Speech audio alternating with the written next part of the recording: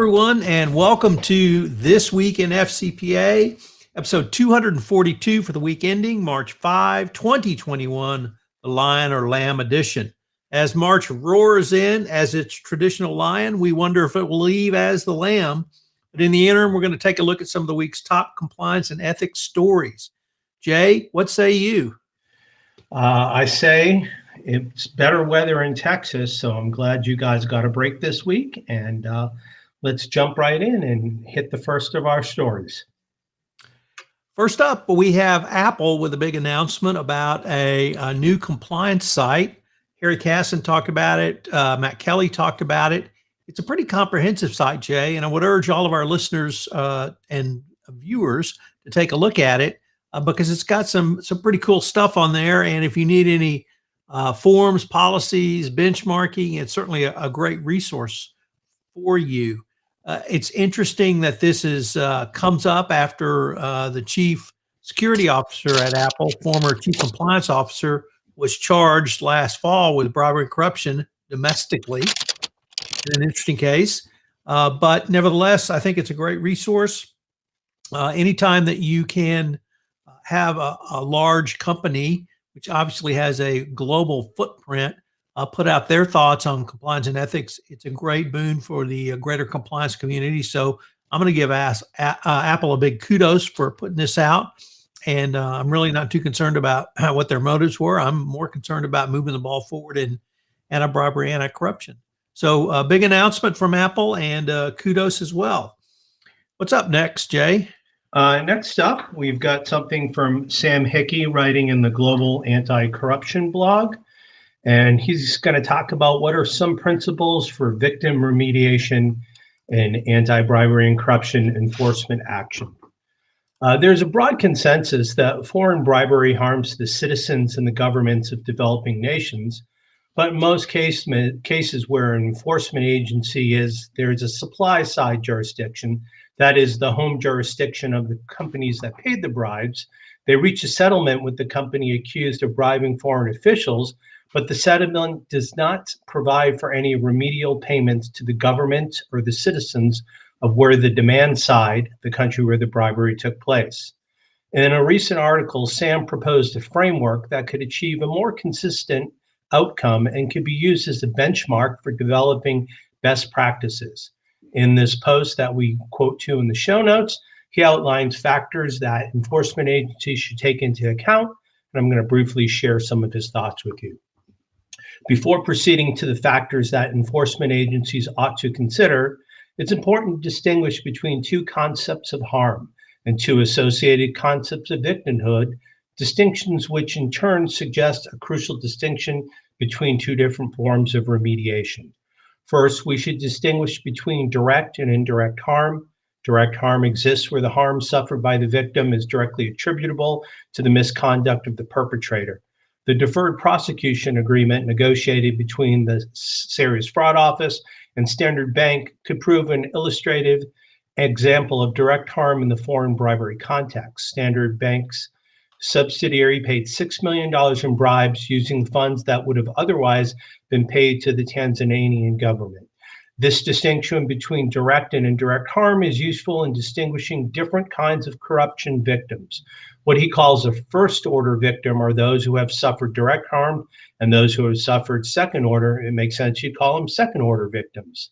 These distinctions, in turn, provide us with a vocabulary for describing two different categories of remediation: compensation versus reparations. Compensation seeks to make a first-order victim whole to the greatest extent possible by providing an amount of remediation equal to the direct harm suffered by the victim. The Standard Bank DPA noted above is an example of the compensation. Reparations, on the other hand, are intended to benefit second-order victims of corruption's indirect harms.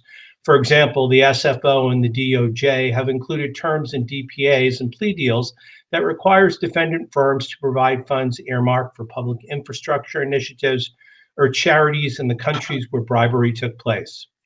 With this distinction in hand, we can next move on to consider the criterion that enforcement agencies ought to use.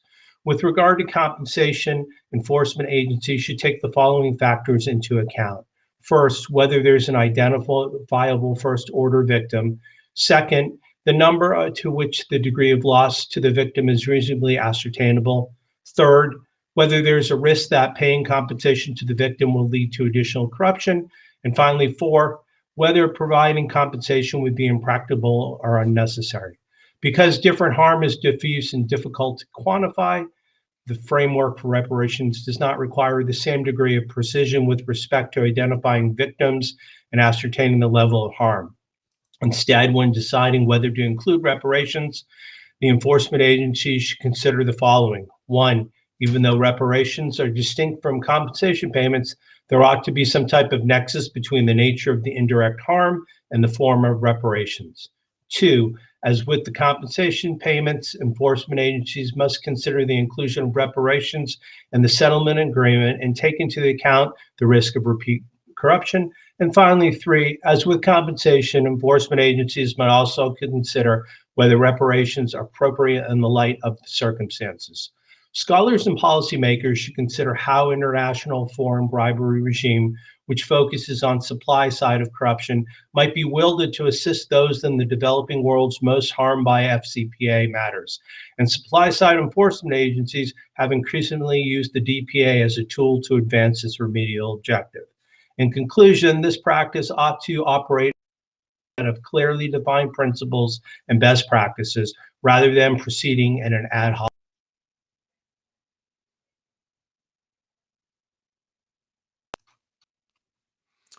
Jay, next up we have an article in Compliance Week from Dave Leaford. Dave is the editor-in-chief at Compliance Week, and it's great that he gives us a piece. Unfortunately, it's only once a month, but early March, and we have Dave's article for the month of March, and it is entitled CCOs Take Note, ESG is Having a Moment.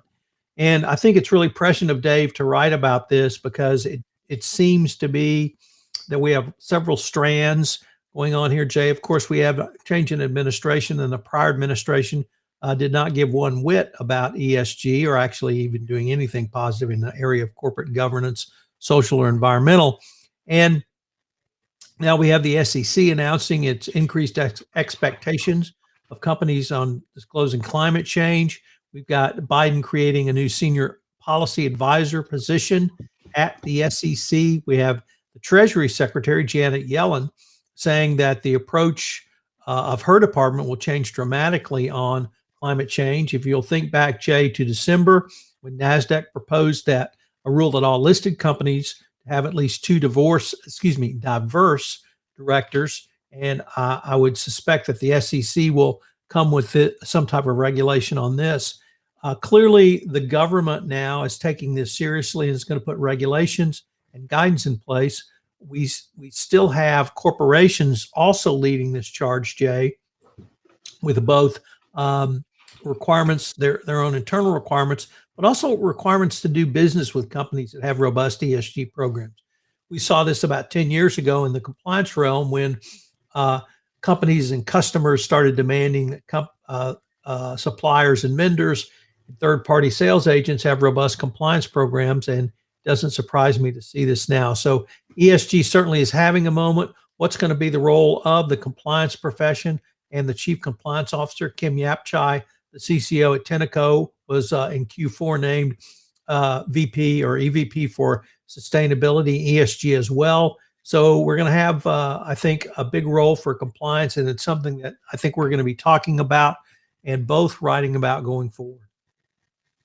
Next up, Tom, we've got something coming to us from CCI and two friends of the podcast, Stephanie Yonakura and Ann Kim over at Hogan Levels.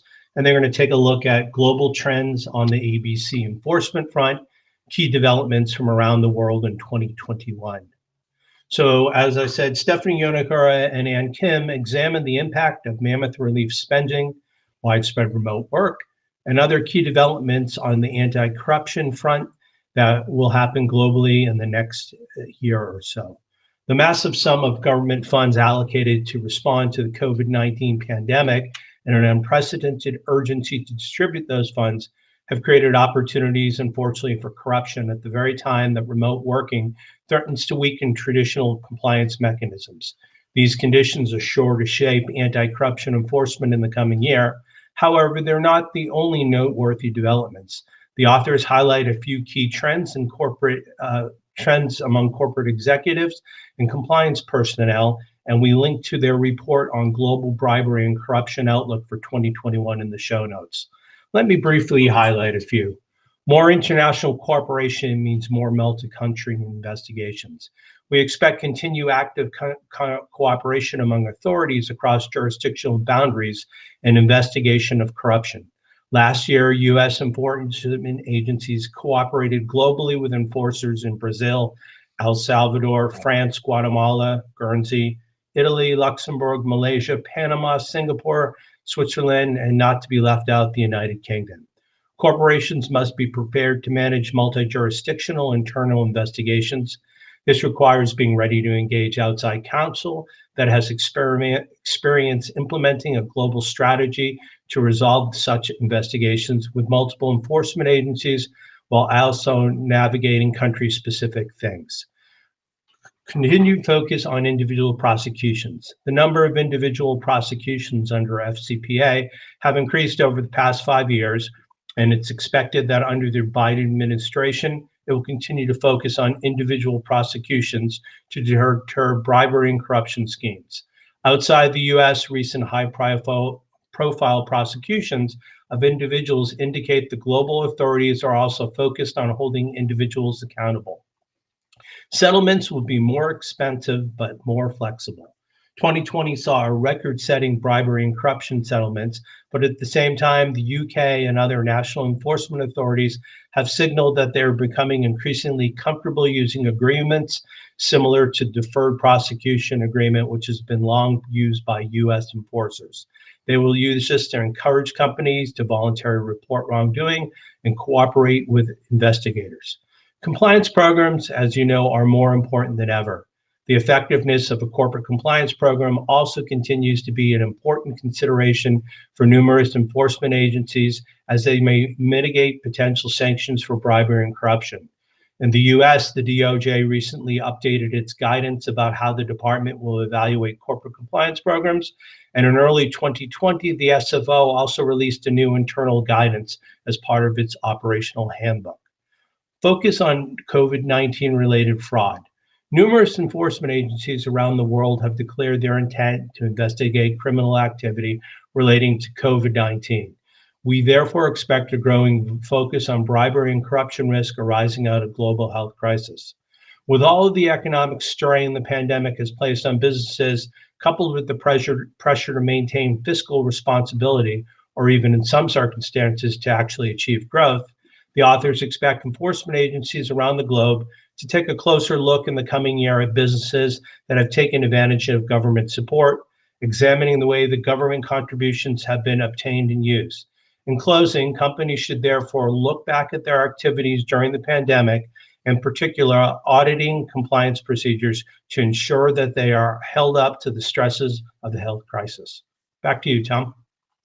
So Jay, next we have an article from our good friend Jonathan Armstrong on the conviction of Paul Bond, a former SBM executive.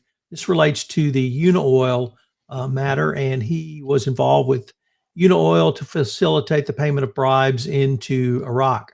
He was tried to hung jury, and this was his retrial. He was convicted by the jury, so win for the SFO, and he was sentenced to 3 years. So now of the 4 individuals tried in the United Kingdom, 1 pled guilty, 2 were found guilty at trial, and now a third, Mr. Bond, was found guilty. We link to the show notes, or in the show notes, right to the quarterly compliance client alert on this. And if you're really into inside baseball, there's a second part to this blog post that you really should check out, and that involves a gentleman named Tom Martin. Tom Martin headed up the Unaoil investigation for the Serious Fraud Office, and rather amazingly, the defense team of the Unaoil execs, the Ashani brothers, wanted him off the case. and they complained so vociferously to the Department of Justice that they complained to Lisa Olsovsky at the SFO, and they kicked him off the case and then fired him for a trumped up reason. The SFO looks terrible in this case. So one very black eye and one positive for the SFO last week. Like I said, if you are like Inside Baseball, this really has a lot of information on the Tom Martin firing. So back over to you, Jay. Thanks, Tom. Next up, we've got something from our good friend Jonathan Marks in his Board and Fraud blog. And Jonathan's going to take a look at FCPA themes for 2020. But before we dive into that, I wanted to give kudos to Jonathan and the entire Baker Tilly team for an outstanding first annual fraud summit. And in this episode of the Board and Fraud blog, Jonathan discusses FCPA themes from 2020 with compliance commentary. And it's based on a presentation given by Tom Fox and Mary Shirley, Head of Culture of Integrity and Compliance Education at Fresenius Medical Care in North America. Jonathan often opines on the role of the board, and this has been an area of significant emphasis over the past year as the apparent move towards more significant legal and regulatory scrutiny of board of directors and its role and best practices compliance programs. That rule has long been existing going back to 1992 under the U.S. sentencing guidelines, which mandated that a board of directors must be knowledgeable about the content and operation of its compliance and ethics program and must exercise reasonable oversight with respect to the implementation and effectiveness of compliance and ethics program. In criminal actions against a business organization, including the FCPA, the DOJ's Justice Manual instructs prosecutors to ask and answer several questions, including: one, do directors exercise an independent review of the company's compliance program? And two, are directors provided timely and accurate information sufficient to enable the exercise of independent judgment? In the 2020 update to the evaluation of corporate compliance programs, the DOJ posed the following two questions. Oversight: what compliance expertise have been available on the board of directors? Have the board of directors and/or external auditors held executive or private sessions with compliance and control functions? What types of information have the board of directors and senior management examined in their exercise of oversight in the area in which misconduct occurred? Next, in the article, Jonathan gives a shout out to the update of evaluation of corporate compliance programs and the FCPA Resource Guide Second Edition. He then takes a look at COVID-19. It's not surprising that with trillions of dollars released by the federal government under the PPP and the PPE programs, that fraud is rising with dramatic upswing. In December, the ACFE published its Fraud in the Wake of COVID-19 survey. It has been conducting the survey of its members throughout the year, and in the final survey of 2020, the trend continued from previous studies. More and more of the survey participants have observed an increase in fraud in the wake of COVID-19. In closing, what does this all mean? Your compliance program must be adequately resourced. This is more than having the appropriate number of professionals assigned to the function. It means filling these roles with professionals that possess the right experience and skills to deter, detect, and investigate fraud. Also, you need to become more business intelligent using feedback from employees and your data with the goal to be enterprise resilient. Jonathan feels that the word ugly equates to having the regulators use your own data against you. Back to you, Tom. So, Jay, that was a great intro into our final article, which is by our good friend and Everything Compliance colleague, Mike Volkov, as is Jonathan Marks and Jonathan Armstrong, and of course, Matt Kelly, and then Mr. Monitors himself. But board liability increase, Mike writes about the evolution of thinking from the Delaware Supreme Court. I believe most of our listeners are going to be aware of the Caremark decision, which established the requirement that boards make a good faith effort to implement a system for compliance program monitoring. And of course, Stone v. Ritter, which stated that board oversight requires a showing that the board actually did something. And then last year, or 2 years ago, rather, we had the Bluebell case, Marchand versus Barnhill, and then in the same year, Clovis Oncology. But Mike talks about three cases which, although different on the facts, the Delaware Supreme Court found that the cases could move forward. They have a unique procedural system in Delaware that early on, the company, which is always a defendant, can move to dismiss the case based on summary judgment before any discovery happens in the case.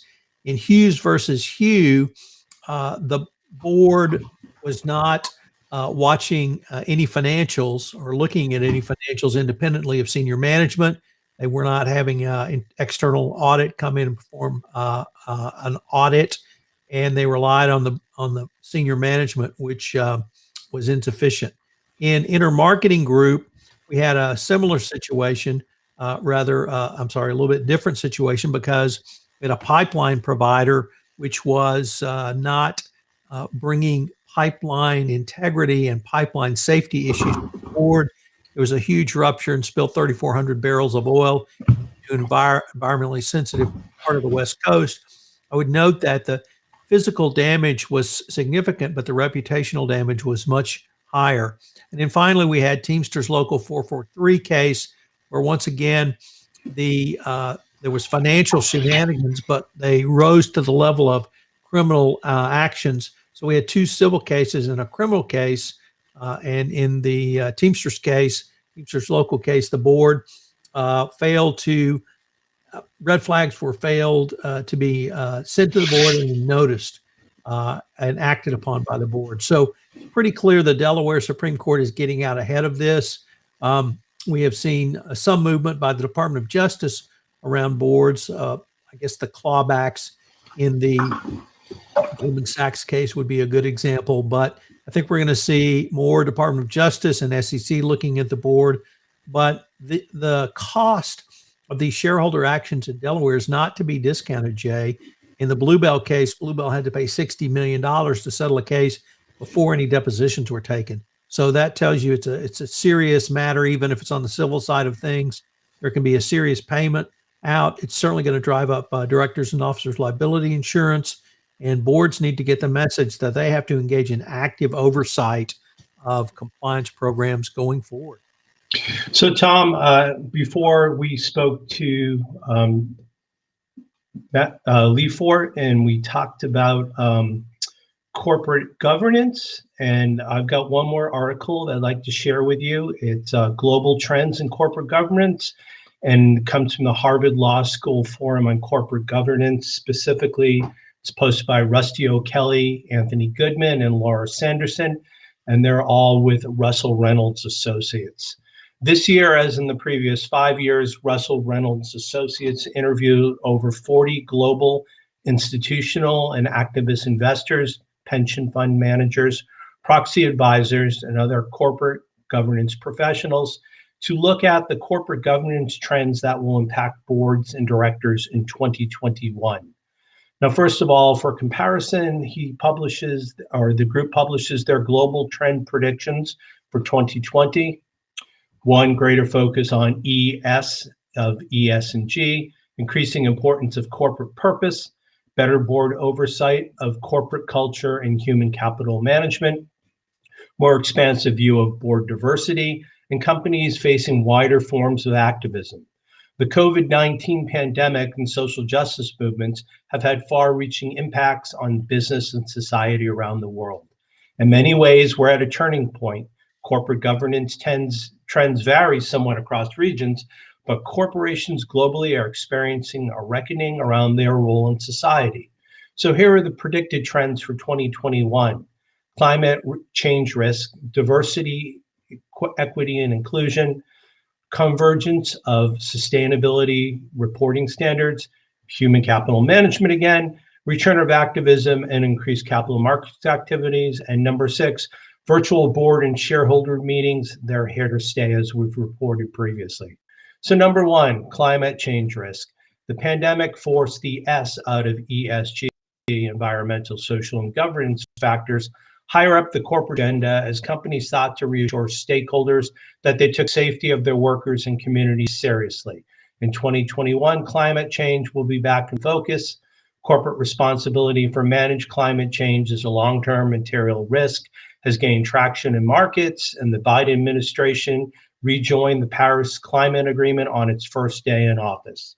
Number two, diversity, equity, and inclusion. Our number one trend for the US this year is a hot topic in other regions, including the UK and Canada, though it hasn't migrated yet over into the EU. The murder of George Floyd in the US and subsequent protests resulted in a collective awakening in many countries around the world. Three, human capital management. The largest institutional investors continues to increase their expectations around board oversight of human capital management and corporate culture. As part of the economic fallout from the pandemic and the social justice movements in many regions, demand for disclosure of more HCM data has skyrocketed. Four, return of activism and increased capital markets activity. Shareholder activism, can't get that one out, held on. Shareholder activism slowed significantly in the first 3 quarters of 2020, but it's expected to return this year with more activity already seen in Q4 of last year and January of 2021. Activists will be looking for new scenarios to unlock value and ask boards, what is your obligation to future drive value creation even when the company is performing well? And number 5, virtual board and shareholder meetings, they're here to stay. In the spring of 2020, as companies rushed to convert their annual shareholder meetings into virtual events, boards also shifted from in-person meetings to virtual. As they adapted to life in the virtual world, many execs began to explore how to permanently leverage the associated efficiencies post-pandemic. Many companies where there is an option will use some form of combined in-person and virtual shareholder meetings. The authors then take the aforementioned global 2021 trends and predict how they will play out globally, looking at Canada, Brazil, the EU, the UK, Australia, Japan, Singapore, Hong Kong, and Korea. So that's our last article for the day, Tom. We're in the month of March now. Who was our guest this month on the Compliance Life? On the Compliance Life, I have Rob Chestnut. And Rob is the most recently retired Chief Ethics Officer at Airbnb, and he wrote a best-selling book, Intentional Integrity. He had just a fascinating legal and compliance and ethics career up until the time he retired, Jay. Virginia boy, went to UVA, U.S. prosecutor, AUSA, prosecuted spy cases in the Northern District of Virginia, moved to eBay in late 1990s, was at Silicon Valley when it really was the Wild West, created a massive fraud detection unit at eBay, one of the world's, at that time, one of the world's largest consumer retailing platforms, had a series of other jobs in West Coast, Silicon Valley companies, took companies public, took them private, and then ended up at Airbnb. And in this first episode, we talk about his UVA experience and something I had forgotten about, which is UVA has an honor code, and it's still a living, breathing, not document, but code. And he talked about how that influenced his thinking really throughout his professional career. He talked about some of the most interesting cases he had while in AUSA. So every Tuesday this month, we have Rob Chestnut on the Compliance Life. It's a really great series. Yeah, I'm also extraordinarily pleased to announce 3 new podcasts premiered this week. 2 from Microsoft, the first being Voices of Data Protection, and I'm going to have to go to the notes to get this name correctly, so bear with me. Bhanvanesh Rangarajan is Voices of Data Protection, which talks about data protection in all ways, shapes, and forms. And then a very interesting podcast by Raymond Collin and Tala Mir on uncovering hidden risks. And Jay, at least in your compliance career, you have certainly focused on helping companies in the risk management area, first as Mr. Translations and now as Mr. Monitors. But typically those risks are external. They are paying bribes or engaging in bribery and corruption or a wide variety of other illegal actions that AMI helps companies remediate through. Well, this podcast deals with internal risks. And I once heard someone say that your greatest risks are those behind your firewall. And when you think about it, it's your employees. And so this podcast deals with those kinds of risks from theft of intellectual property to fraud, to taking money out the door, and really everything in between. And you and I, it's not really something we look at because we're so external focused on the risks that both you and your colleagues manage and I talk about. So it's a really interesting podcast. They're both great. If it's from Microsoft, it's A First Class. So I'm extraordinarily pleased to have them join the Compliance Podcast Network. And then Conversant has a new podcast hosted by Lauren Siegel called the Ethics and Compliance Library. And John Friedland had the only compliance book review podcast, and sadly that's hasn't been active for some time. And so Lauren thought up the need or recognized the need for sort of a book review, but her podcast is much broader than a book review because she's really got 3 segments to it. She reviews the book, then she interviews the author, and then she talks to an industry expert about what does the book mean for the compliance officer. It's a good hour. It's a fascinating format that she developed, and she's going to do a book a quarter. So she's going to take a deep dive into it.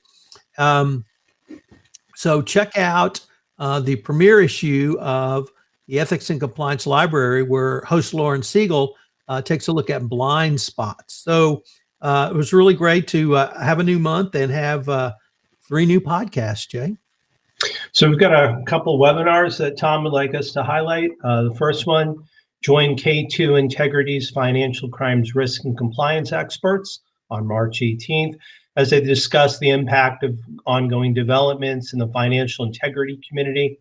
Topics will include regulatory trends and predictions for 2021 and beyond, changes in the AML, CFT, and ABC landscapes, and implications of evolving OFAC sanctions. As always, in the show notes, we'll have registration and information about the webcast. And another thing from K2, please join K2 Integrity for a webinar entitled Libya, New Government Opportunities for the Construction Industry. This takes place on March 2nd. Paul Ryan and Sabrine Hassan will be joined by guest speaker John Davey of Altria Capital to discuss the opportunities and risks in post-conflict Libya for the construction industry. Registration and information is in the show notes. Tom, you've got a new book out. What do we have for our listeners regarding that? So the Compliance Handbook 2nd edition is now available for pre-sale. There's a discount, and it's being published by LexisNexis. We're going through the editing process now for our final push. Also, Jay, I've got a fascinating podcast series around this book, also called the Compliance Handbook. And in a kind of a twist for me, I did a video pod, or pod tubing as the term is called. And so it's up on YouTube in the video format, and I've got a lot of resources around that. It's also available in the audio format for those a little more traditional to our podcasting listening audience. Also available on the FCPA Compliance Report, JD Supra, Megaphone, iTunes. So check out the Compliance Handbook podcast or the video. And this week I had the GWIC girls on to talk about written standards, policies, and procedures. And it was really fascinating to get their views on not only why you need policies and procedures, but how to draft them, and more importantly, how to communicate them and then monitor them on an ongoing basis. So some good stuff out there. Check out the Compliance Handbook. It's we've listed the discount code in the show notes. I would somewhat humbly say it is the best single volume for the design, creation, and implementation of a best practices compliance program. And I'm thrilled to partner with LexisNexis for the publication of this book next month. Awesome, Tom. If anybody would like to reach Tom, he is not only the voice of compliance, but he's also the compliance evangelist. He can be reached at tfox, F-O-X, at tfoxlaw.com. And if you'd like to get in touch with me, Mr. Monitor, I can be reached at the initial J ROSCN at affiliatedmonitors.com. Tom, anything else to add for this week?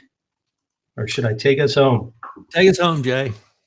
So I'd like to thank you, along with Tom, for joining us for this week in FCPA episode 242 for the week ending March 5th, 2021, the Lion or Lamb edition. We thank you for either viewing us live or checking us out on all the different options over the weekend. We hope that you and your families will be safe and well, and we'll talk to you next week on This Week in FCPA.